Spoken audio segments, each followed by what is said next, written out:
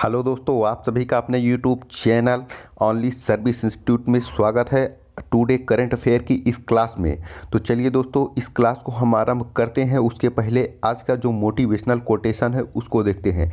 आज का मोटिवेशनल जो कोटेशन है दोस्तों, वह है परिंदों को मंजिल मिलेगी यकीनन, ये फैले हुए उनके पर बोलते हैं। अक्सर वो लोग खामोश रहते हैं जमाने में जिनके हुनर बोलते हैं। तो क्या है दोस्तों, इस मोटिवेशन कोटेशन के साथ क्या करिए, अपने आप को मोटिवेट करिए। परिंदों को मंजिल यकीनन ही मिलेगी, यदि आप मेहनत कर रहे हैं तो दोस्तों सफलता मिलना तय है, एकदम निश्चित है। और ये कैसे, आपकी मेहनत ही आपको बता रही है दोस्तों। तो चलिए दोस्तों, आज की करंट हम आरंभ करते हैं। आज का हमारा पहला प्रश्न है दोस्तों, नॉर्थ ईस्ट फेस्टिवल का नया संस्करण कहाँ आयोजित हुआ? तो इसका जो राइट आंसर है दोस्तों वह है गुवाहाटी। गुवाहाटी असम में दोस्तों नॉर्थ ईस्ट फेस्टिवल का क्या हुआ, नया संस्करण आयोजित किया गया, जिसमें दोस्तों जिसका उद्देश्य व्यापार को बढ़ावा देना या उद्देश्य को पर्यटन क्षमता को भी बढ़ावा देना है। अगला हमारा प्रश्न है दोस्तों, स्किल इंडिया जिसे भारत कौशल के नाम से भी जाना जाता है, 2021 राष्ट्रीय प्रतियोगिता में शीर्ष स्थान पर कौन सा राज्य रहा? शीर्ष स्थान पर कौन सा राज्य रहा? जो स्किल इंडिया है दोस्तों, भारत कौशल योजना जिसे कहा जाता है, 2021 में इसकी क्या हुई, जो राष्ट्रीय प्रतियोगिता हुई उसमें शीर्ष स्थान पर कौन रहा दोस्तों?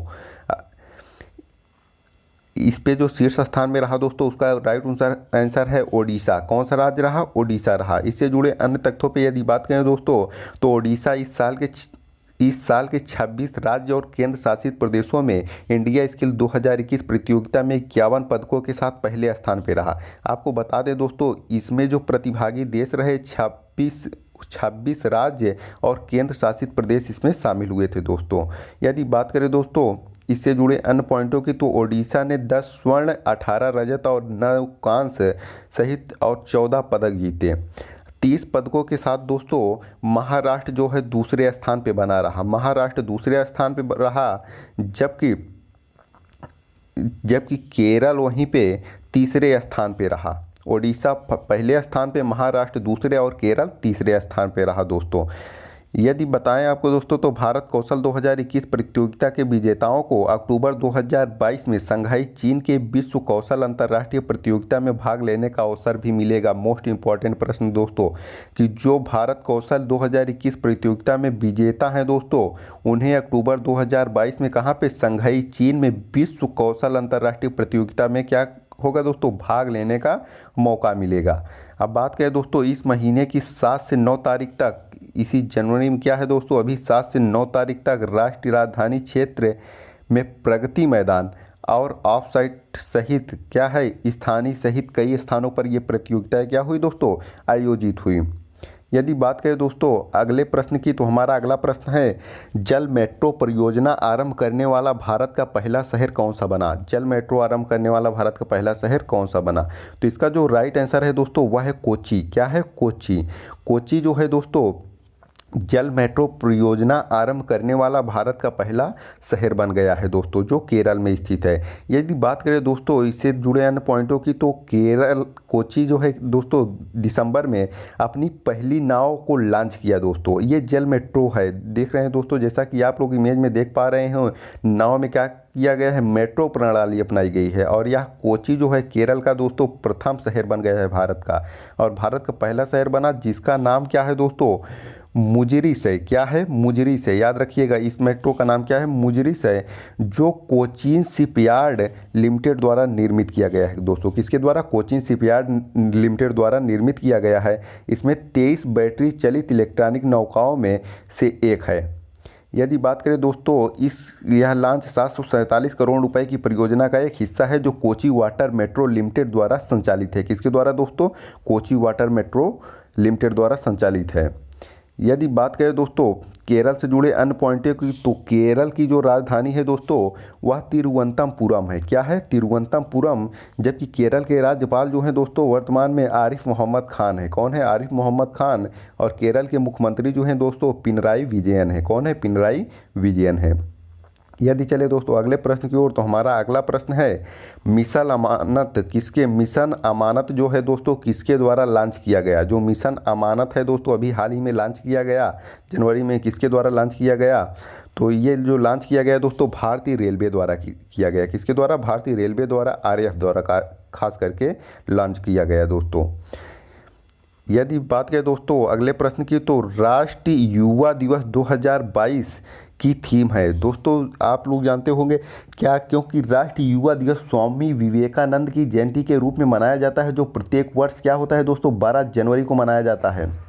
यदि बात करें दोस्तों तो इस वर्ष 2022 की थीम क्या रही है, तो यह रही है यह सब दिमाग में है, यह सब दिमाग में है, it is all in the mind.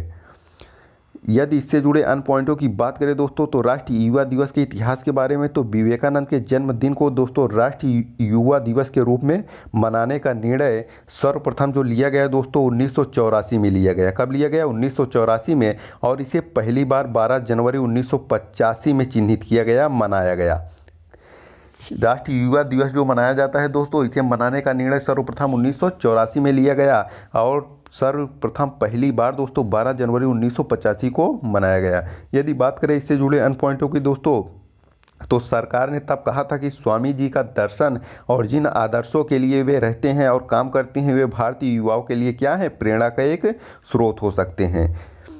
इसीलिए क्या किया गया दोस्तों, इनके दिवस को युवा दिवस के रूप में मनाया गया, और ये कर्मयोग जैसी क्या है पुस्तकें लिख चुके हैं दोस्तों। और इनका क्या है दोस्तों, एक मोस्ट नारा रहा है, कोटेशन रहा है कि तब तक न रुको जब तक मंजिल न मिले।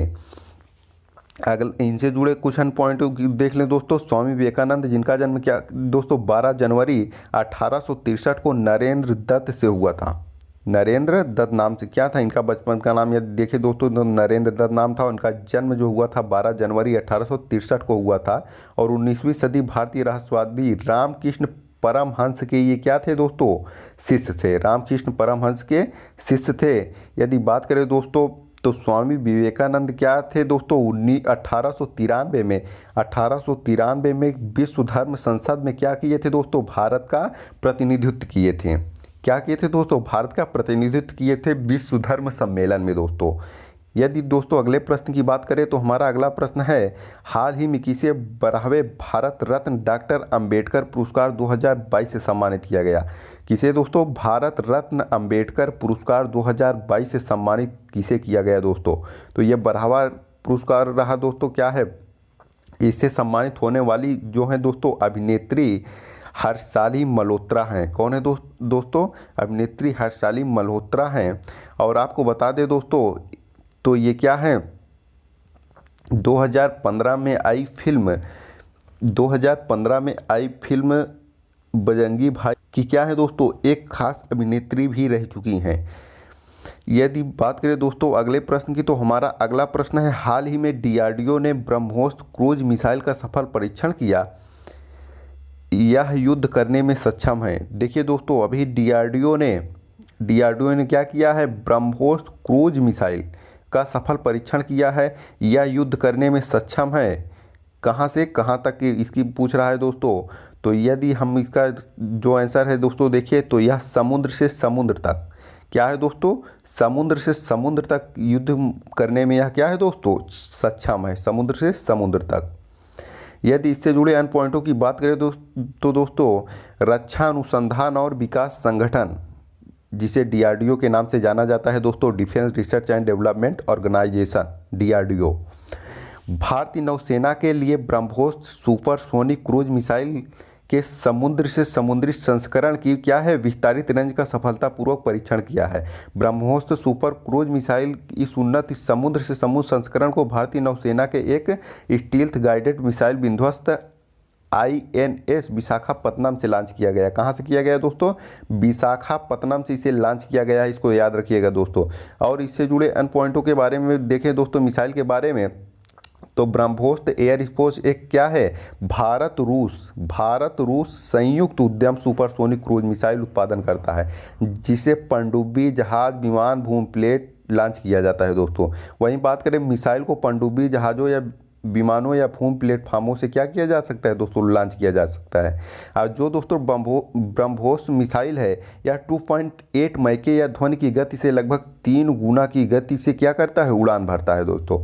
यदि बात करें रक्षा अनुसंधान और विकास संगठन की दोस्तों, तो उनने भारतीय नौसेना के लिए ब्रह्मोस सुपर क्रूज मिसाइल की क्या की है, लॉन्च की है दोस्तों। यदि देखिए अगले प्रश्न को दोस्तों, तो भारत का पहला हेली हब कहाँ स्थापित किया जाएगा।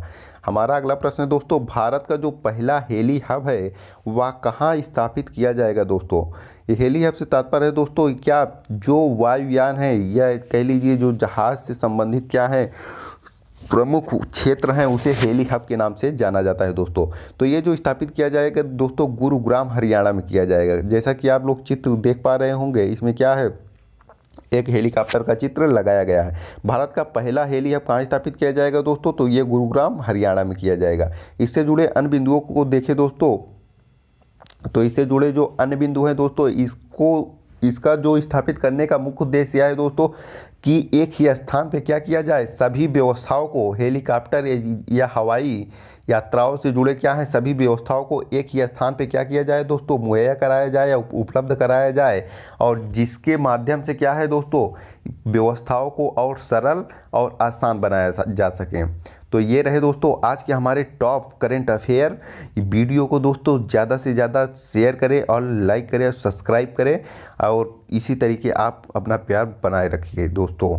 तो सभी को मेरा धन्यवाद।